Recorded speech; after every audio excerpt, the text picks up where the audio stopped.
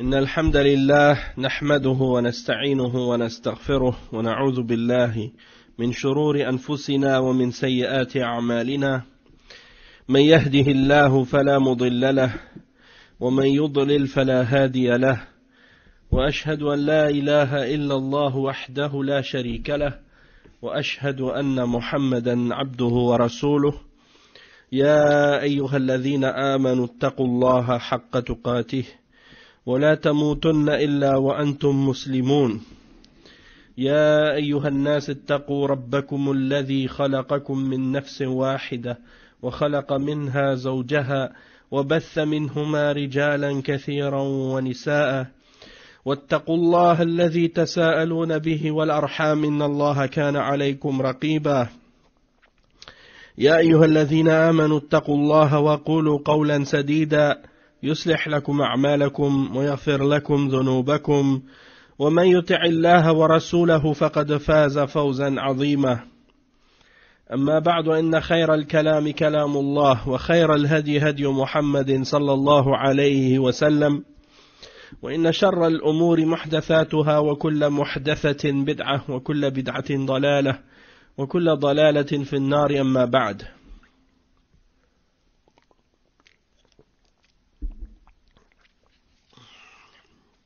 On commence aujourd'hui le cours numéro 8 dans la lecture du livre Al-Fusul fi Sirat al-Rasul sallallahu alayhi wa sallam, écrit par Al-Hafiz Ibn Kathir rahimahullah ta'ala, celui qui a écrit Tafsir al-Qur'an al-Azim. Donc il a écrit également Al-Bidaya wa Al-Nihaya et plusieurs livres également dans différents sujets, dans le fiqh et autres.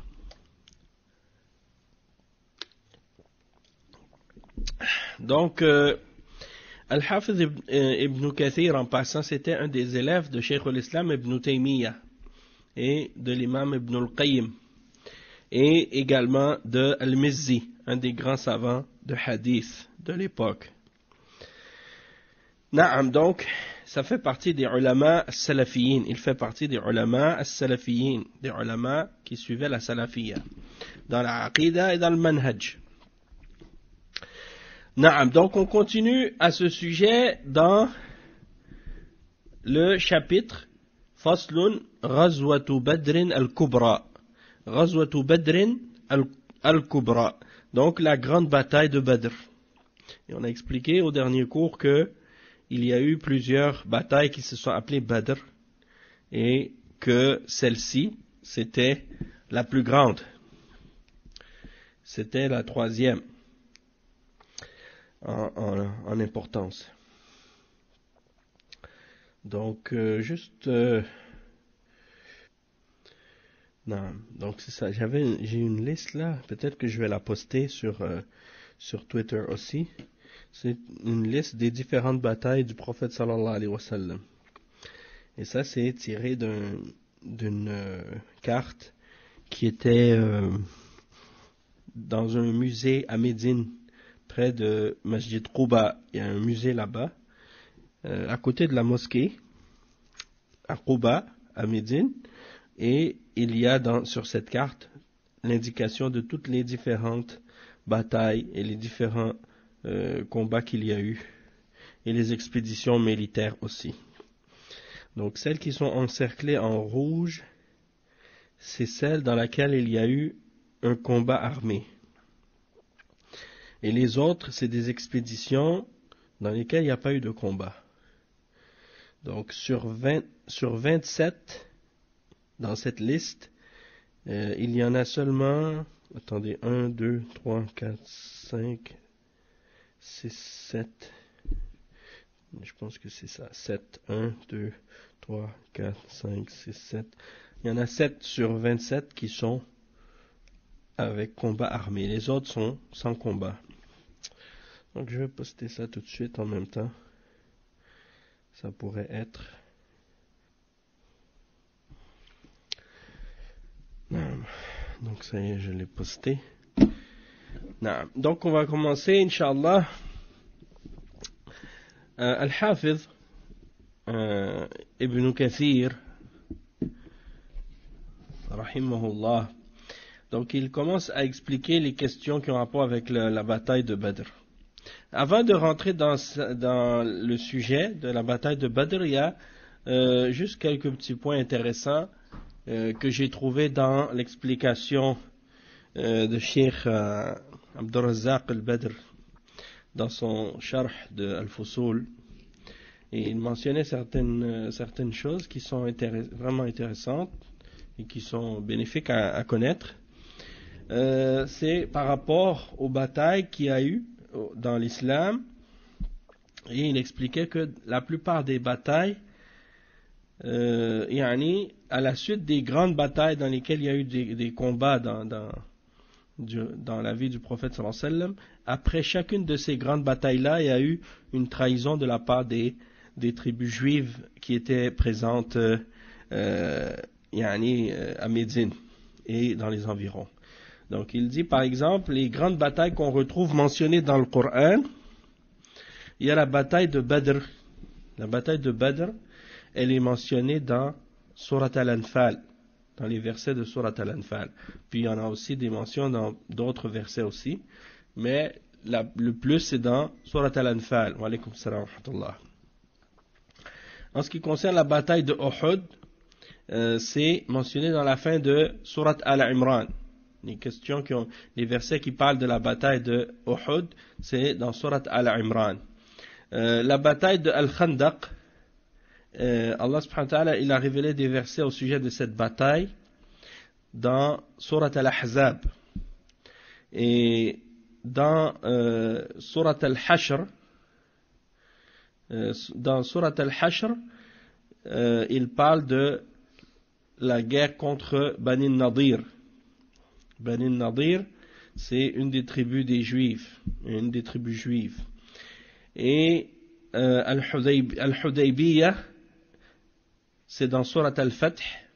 Al-Hudaybiyah, Allah subhanahu wa ta'ala, il en parle dans Surat Al-Fath. Donc c'est ça.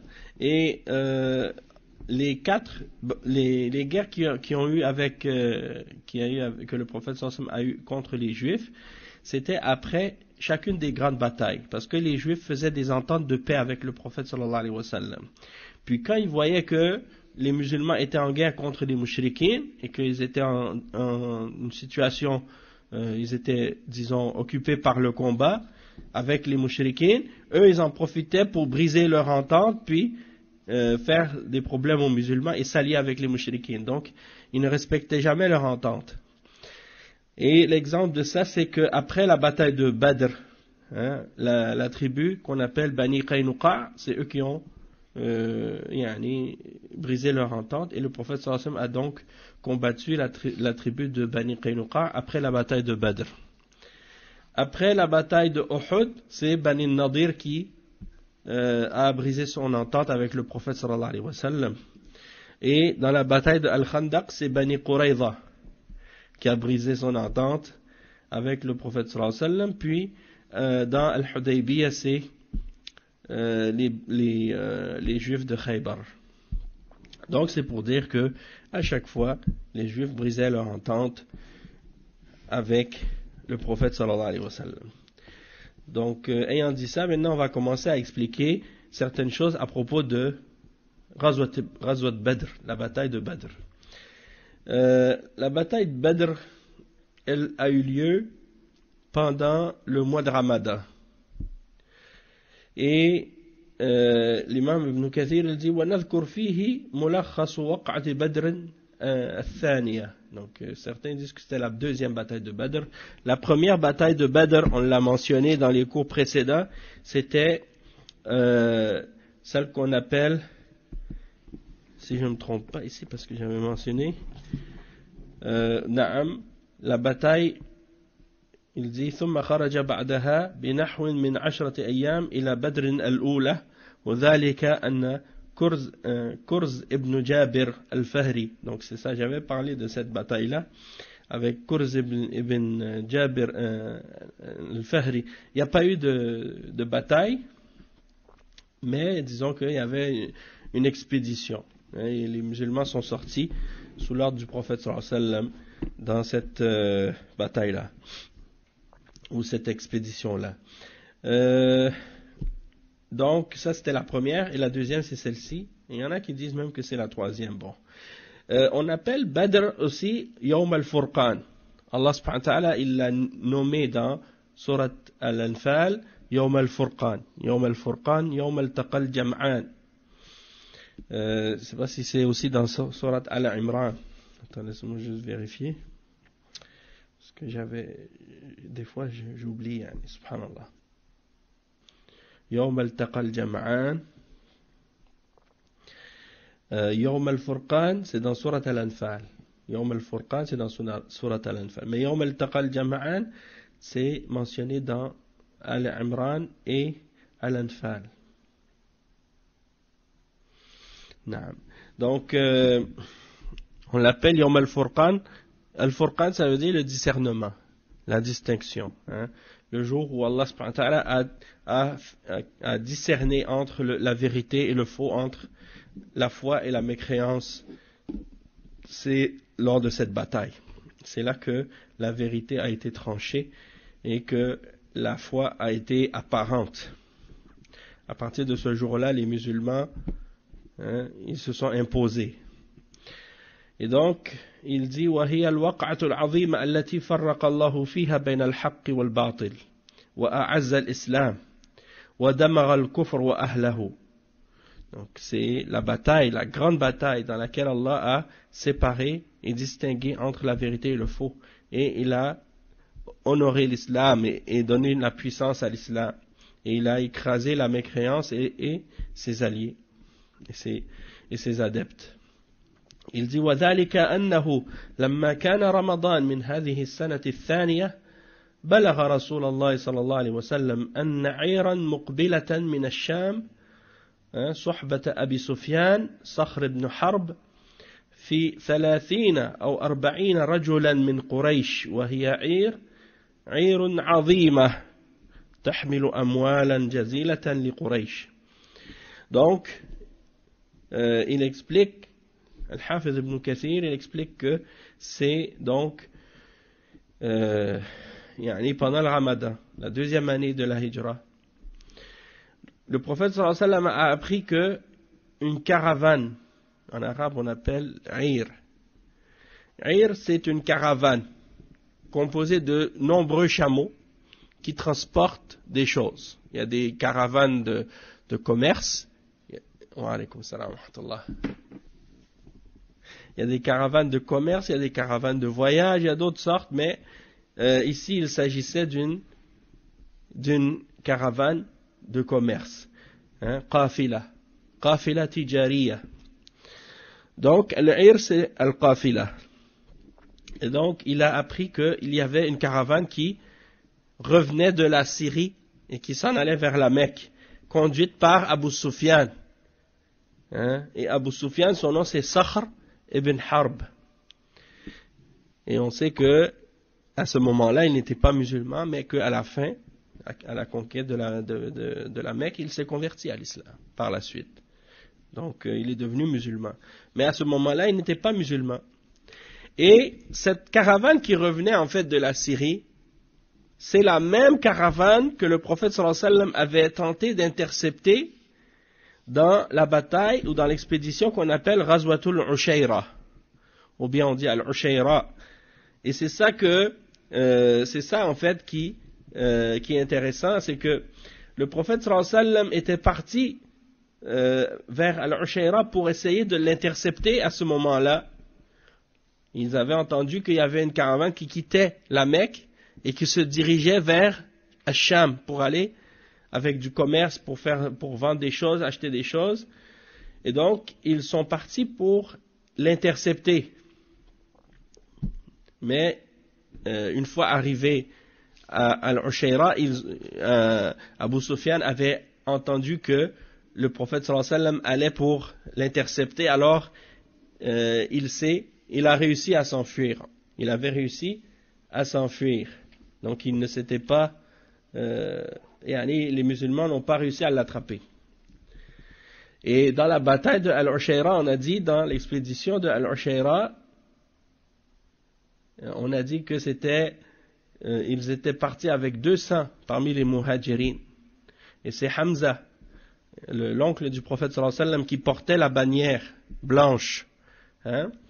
Et il est sorti donc, et le prophète sallallahu alayhi wa sallam est sorti avec ceux qui étaient avec lui parmi les musulmans.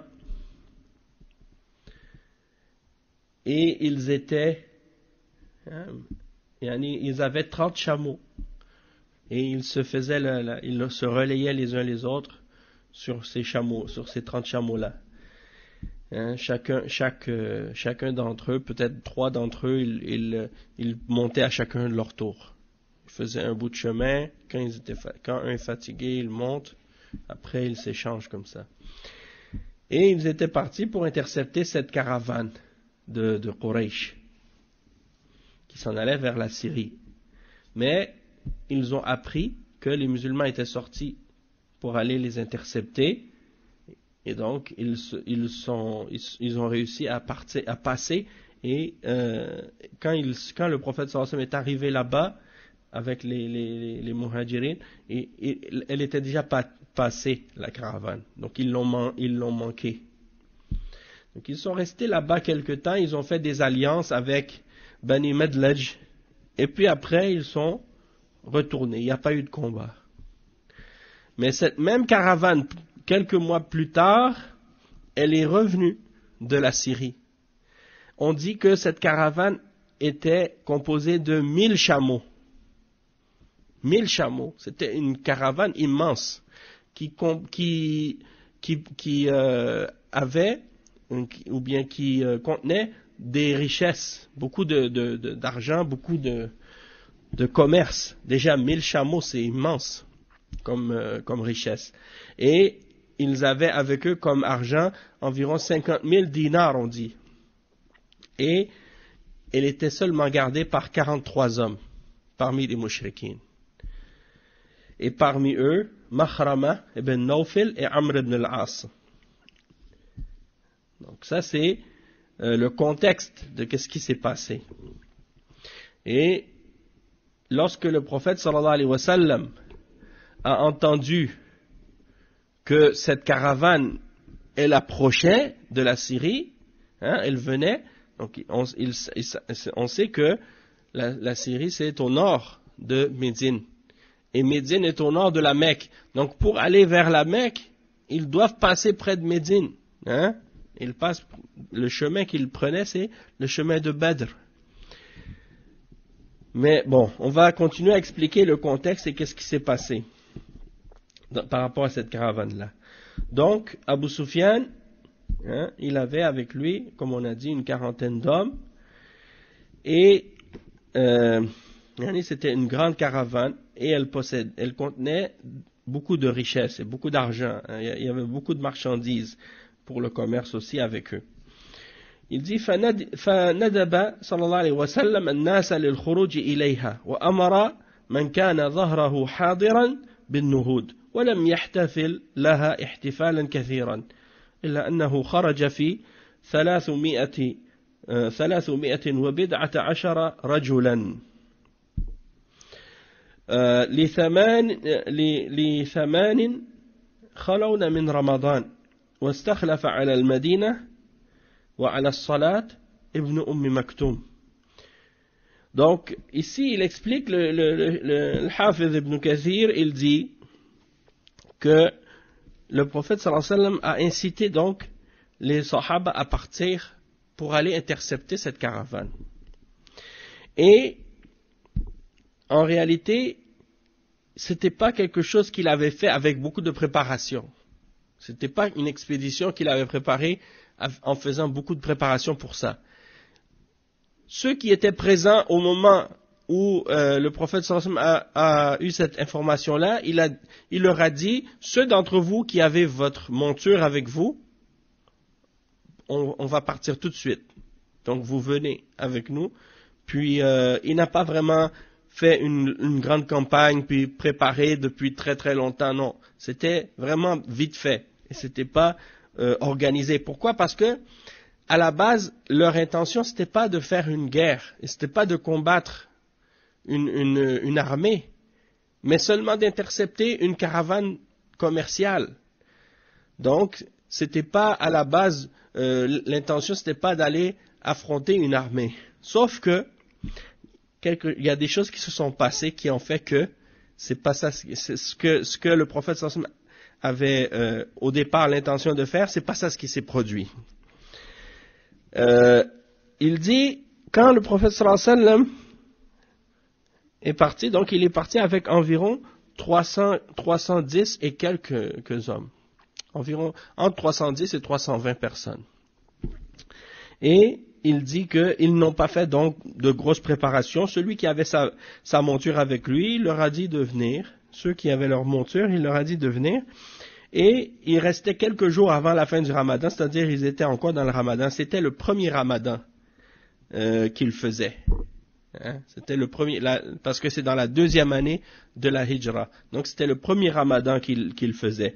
Et le prophète sallallahu alayhi wa sallam a laissé en son absence comme responsable Ibn Maktoum, et c'est lui qui dirigeait la prière.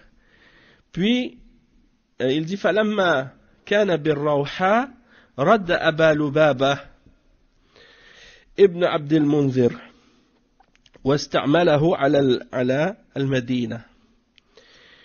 Donc, quand il est arrivé dans un endroit qu'on appelle Ar-Rawha, il a renvoyé Abu Lubaba pour s'occuper de Médine à sa place, parce que Ibn Maktoum, c'est un bon musulman, c'est un grand musulman connu, mais il est aveugle. Donc, le prophète sallallahu alayhi wa sallam a envoyé Abu Lubaba pour gérer la ville en son absence. Hein? Et qu'est-ce qui est arrivé ensuite? Il dit ولم يكن معه من الخيل سوى فرس الزبير وفرس المقداد ابن الأسود الكندي ومن الإبل 70 بعيرا يتعقب الرجلان والثلاثة فأكثر على البعير الواحد فرسول الله صلى الله عليه وسلم وعلي ومرثد ابن أبي مرثد الغنوي يتعقبون بعيرا وزيد بن حارثة وأنسة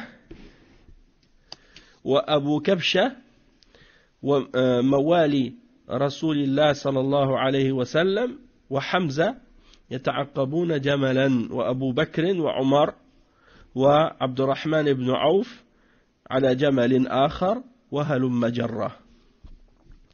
Donc, qu'est-ce qu'ils ont fait? Ils avaient 2 chevals, le cheval de Az-Zubayr et le cheval de Al-Miqdad. C'est les 2 seuls qui avaient, parmi les Sahaba, un cheval. Et ensuite, il y avait 70 chameaux. Hein, les Sahaba, ils avaient avec eux 70 chameaux pour 300 personnes. Ça veut dire qu'est-ce qu'ils faisaient? Ils s'échangeaient chacun leur tour le chameau. 2 ou 3 d'entre eux, ils faisaient le relais. Hein, chacun leur tour, ils montaient. Ils marchaient un bout du chemin, puis ensuite, il y en a un d'entre eux qui montait, puis quand l'autre était fatigué, il montait à sa place, et ainsi de suite. Et donc ils disent que par exemple,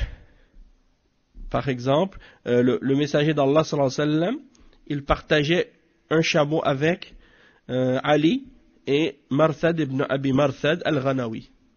Et donc il s'échangeait avec eux, les 3.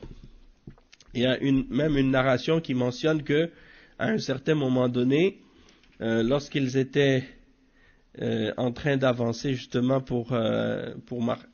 ils marchaient et ils sont arrivés au moment où c'était le tour, hein, parce que le prophète sallallahu alayhi wa sallam il était sur le chameau, et là il devait descendre pour laisser sa place à un des 2 qui échangeait avec lui. Puis il dit وَلَمَّا كَانَتْ عقبة رسول الله صلى الله عليه وسلم قال, يعني les 2 autres ils ont dit au prophète صلى الله عليه وسلم نحن نمشي عنك C'est-à-dire, au lieu que tu descendes, toi tu peux rester sur le chameau, nous on va marcher à ta place. Et le messager d'Allah sallallahu alayhi wa sallam, il a refusé. Hein? Il a dit, Ma antuma bi aqwa minni, wala ana bi aghna anil ajri minkuma. Akhrajahu Ahmad.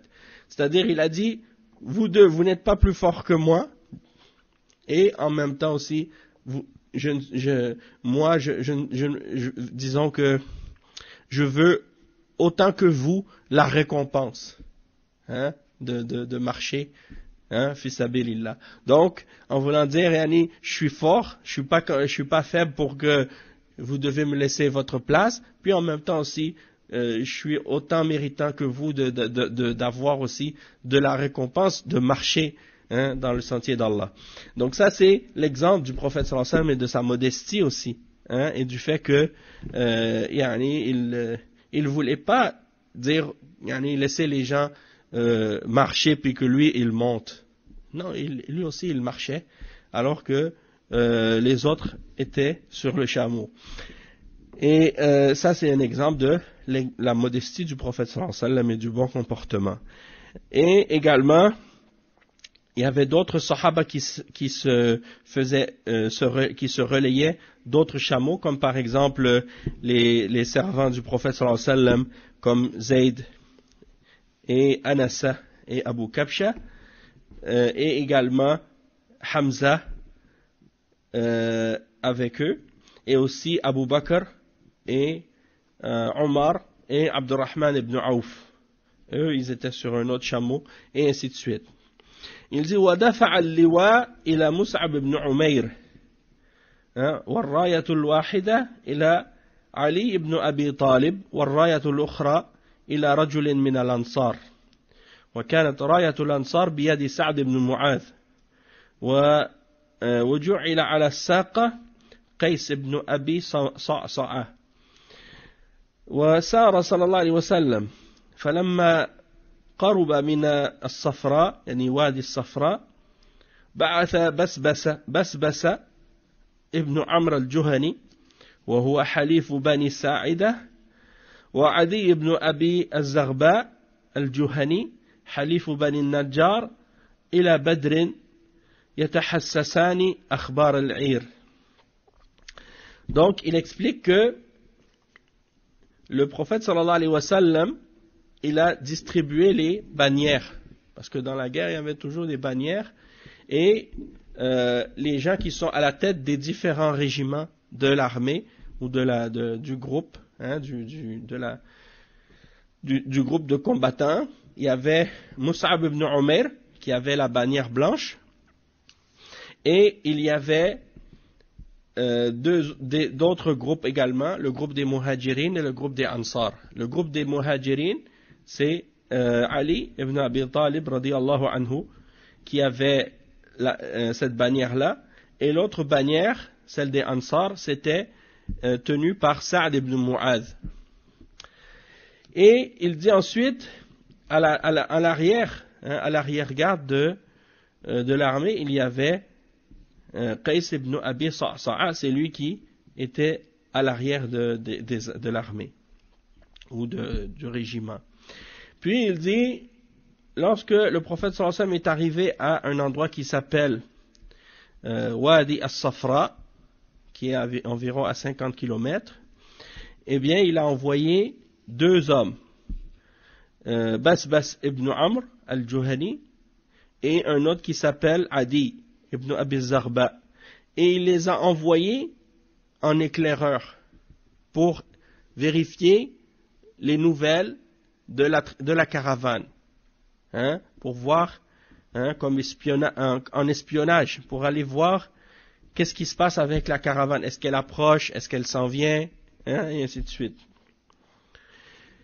Et il dit, et Abu Sufyan, il dit, وأبو سفيان فإنه بلغه مخرج رسول الله صلى الله عليه وسلم وقصده إياه فاستأجر ضمضم ابن عمرو الغفاري أو الغفاري إلى مكة مستصرخا لقريش بالنفير إلى عيرهم ليمنعوه من محمد صلى الله عليه وسلم وأصحابه وبلغ الصريخ أهل مكة فنهضوا مسرعين وأوعبوا في الخروج ولم يتخلف من أشرافهم أحد سوى أبي لهب فإنه عوض عنه رجلا كان له عليه دين يعني وحشدوا ممن حولهم من قبائل العرب ولم يتخلف عنهم أحد من بطون قريش إلا بني عدي فلم يخرج معهم منهم أحد. Donc il dit Al-Hafiz ibn Kathir par la suite que donc Abu Sufyan il a appris que le prophète sallallahu alayhi wa sallam était sorti pour intercepter sa caravane. Alors qu'est-ce qu'il a fait?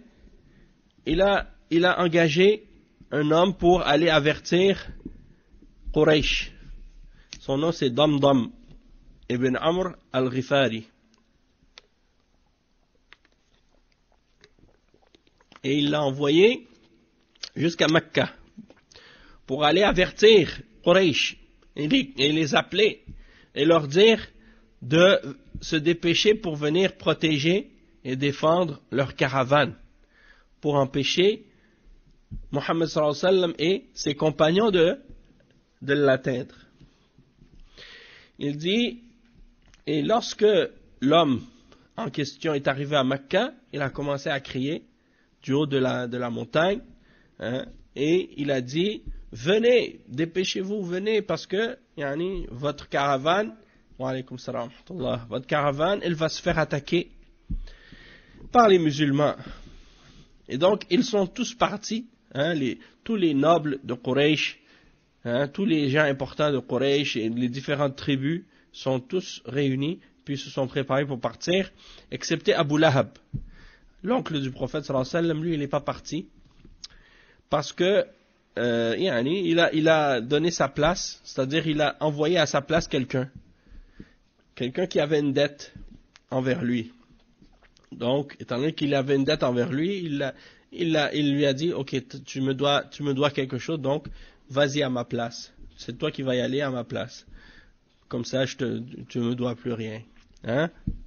Puis il est parti, et toutes les différentes tribus sont tous partis, et aucune d'entre les tribus de Quraysh, aucune d'entre les familles de Quraysh, et les différents clans de Quraysh sont restés derrière, excepté Bani Adi.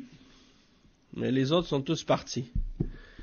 Et Allah subhanahu wa ta'ala, il décrit dans le verset dans le Coran la manière dont ils sont sortis. Dans Surat Al-Anfal, le verset, c'est le verset 47. Donc on va lire l'exemple que le cheikh il a mentionné. Il dit Bataran ri'a an-nas wa yasudduna an sabilillah. Donc Allah subhanahu wa ta'ala il décrit leur façon, comment ils sont sortis, et il explique que c'était avec fierté, et avec ostentation, en repoussant, ils sortent de leur demeure pour repousser la vérité, et par ostentation, comme si pour se montrer, obstruant le sentier d'Allah. Puis il dit أقبلوا في تجمل وحنق عظيم على رسول الله صلى الله عليه وسلم وأصحابه لما يريدون من أخذ عيرهم وقد أصابوا بالأمس عمرو بن الحضرمي والعير التي كانت معه. Donc il dit que ils ont mis toutes leurs décorations et toutes leurs habits militaires et tout, et ils sont sortis donc avec plein de avec tous leurs attroupements et toutes leurs affaires pour rencontrer le prophète sallallahu alayhi wa sallam et ses compagnons. Et le but c'est de reprendre leur caravane, et en même temps pour se venger de la mort de Amr ibn al-Hadrami, qui avait été tué durant la bataille dans l'expédition de Abdullah ibn Wahsh, je crois que c'est Abdullah ibn Jahsh, pardon. Abdullah ibn Jahsh, comme on avait mentionné au dernier cours, la bataille d'Abdullah ibn Jahsh, quand l'autre a été tué, Amr ibn al-Hadrami. Donc ils veulent se venger de ça, et du fait qu'ils avaient perdu cette caravane-là, puisque les musulmans l'avaient interceptée. Donc, le cheikh il dit فَجَمَعَهُمُ اللَّهُ عَلَى غَيْرِ مِيعَادٍ لما أراد في ذلك من الحكمة كما قال تعالى لو تواعدتم لاختلفتم في الميعاد ولكن ليقضي الله أمرا كان مفعولا الآية. Donc le cheikh il dit que Allah subhanahu wa ta'ala les a donc réunis sans qu'il y ait de rendez-vous, et Allah subhanahu wa ta'ala a voulu par cela une grande sagesse, le fait que cette rencontre a eu lieu, et c'était même pas prévu, parce que c'était pas ça le but à la base, c'était pas de combattre une armée ou de partir en guerre, juste d'intercepter la caravane. Mais comme Allah subhanahu wa ta'ala il le dit dans le verset 42 dans Surat Al-Anfal, il exprime exactement cette réalité de qu'est-ce qui s'est passé. Mais il fallait, il dit, si vous vous étiez donné rendez-vous, vous l'auriez manqué, effrayé par le nombre de l'ennemi. Mais il fallait qu'Allah accomplisse un ordre qui devait être exécuté, pour que, sur preuve, périt celui qui devait périr, et vive sur la preuve celui qui devait vivre. C'est-à-dire pour que la preuve soit établie contre les mouchriquins. Et le cheikh il dit ensuite, ولما بلغ رسول الله صلى الله عليه وسلم خروج قريش استشار أصحابه فتكلم كثيرا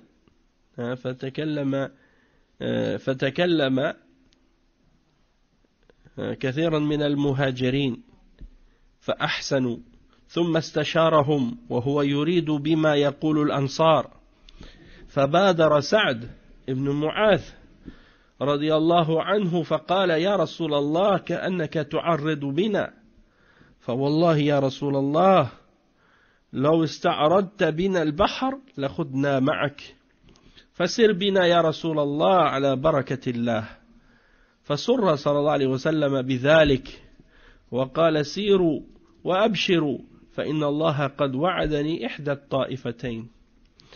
Donc le Hafiz ibn Kathir rahimahullah il dit que lorsque le prophète sallallahu alayhi wa sallam est arrivé,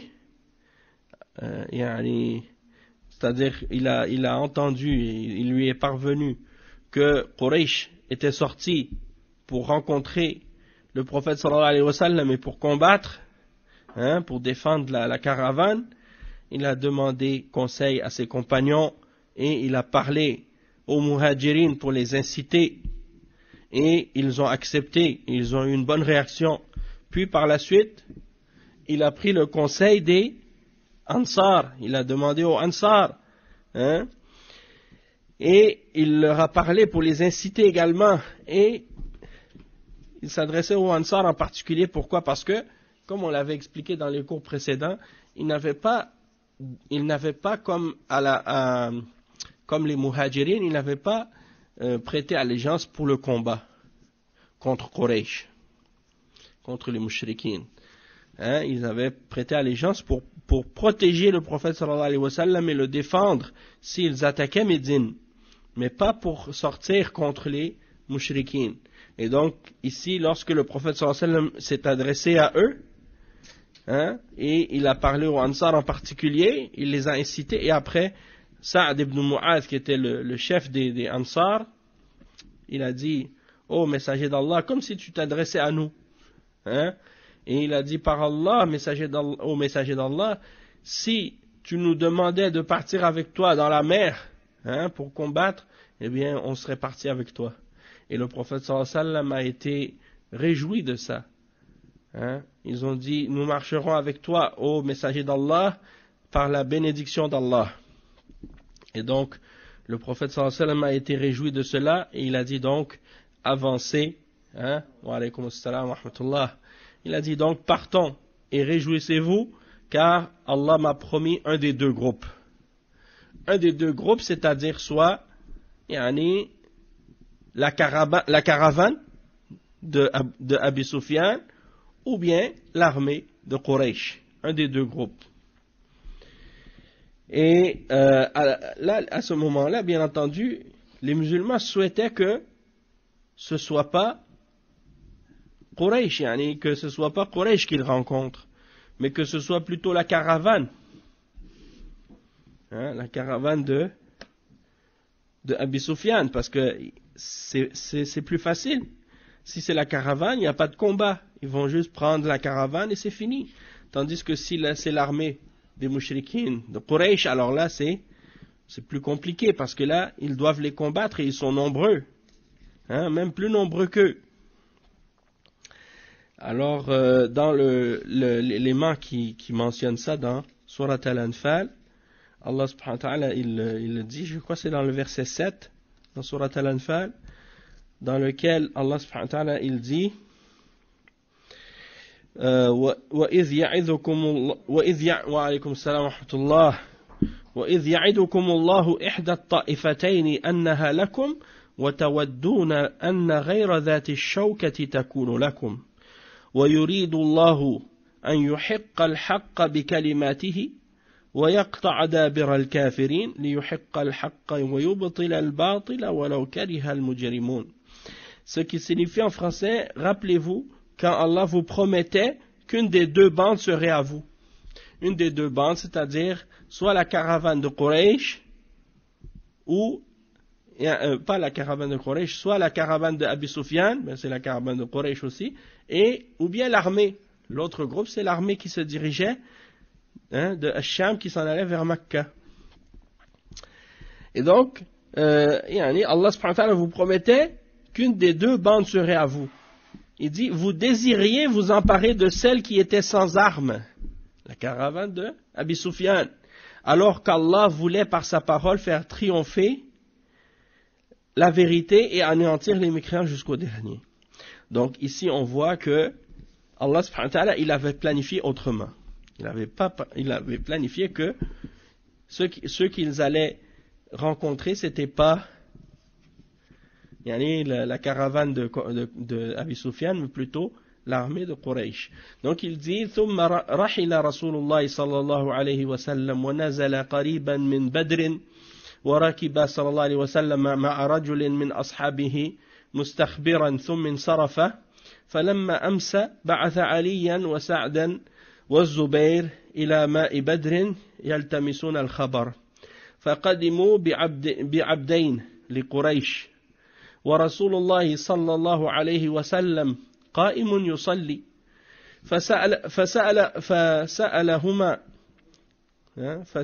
فسألهما أصحابه لمن أنتما فقال نحن سقاة لقريش